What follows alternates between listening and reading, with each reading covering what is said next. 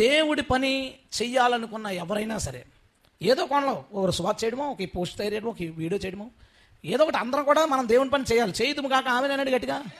ఏదో విధంగా పక్కవాళ్ళకి ప్రభు గురించి చెప్పడం, భర్తగా అదే పనిగా ప్రభు గురించి చెప్పడం, లేదా ఆడబడికి చెప్పడం, అది దేవుడి పనే. అందరము ఏదో ఒక విధంగా దేవుడి పని చేయాలి. మనం ఎలా చేయాలి? నీ శక్తి లోపం లేకుండా చేయాలి.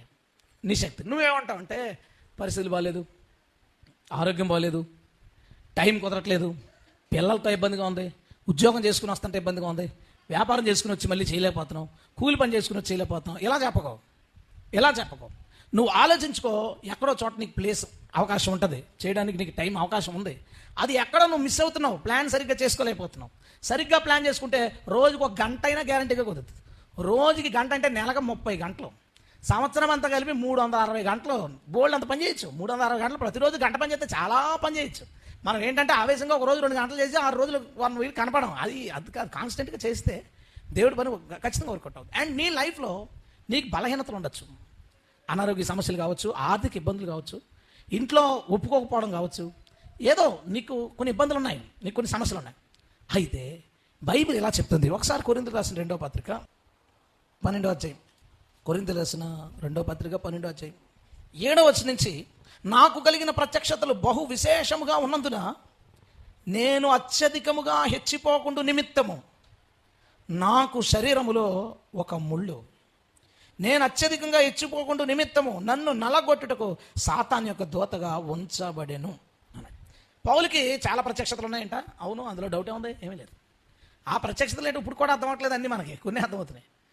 అలాంటి వాడికి గర్వం వచ్చేస్తుందని దేవుడు ఏం చేశాడంటే ఏదో ముళ్ళు పెట్టాడు, ఏదో హెల్త్ ప్రాబ్లం పౌల్లో పెట్టాడు.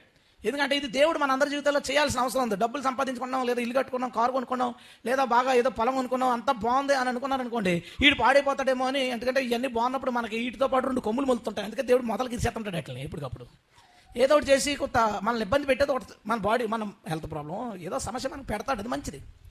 పౌలుకి అది అనుకోలేదు. పౌలు ఏమనుకున్నాడంటే, నాకు ఈ అనారోగ్య సమస్య లేకపోతే ఇంకెంత సేవ చేసేద్దును, ఇంకెంత పని చేసేద్దును అనుకున్నాడు. అనుకుని, ప్రభా ఈ ముళ్ళు నాలోంచి తీసేయి అన్నాడు. సమాధానం రాలేదు. మళ్ళా ఎప్పుడో వచ్చింది ఇబ్బంది, మళ్ళీ మోకరించాడు, అడిగాడు, సమాధానం రాలేదు. మళ్ళీ మోకరించాడు మూడోసారి అడిగినప్పుడు ప్రభు యొక్క సమాధానం ఏంటో తెలుసా? నా కృప నీకు చాలును. చూద్దాం మాట అక్కడే.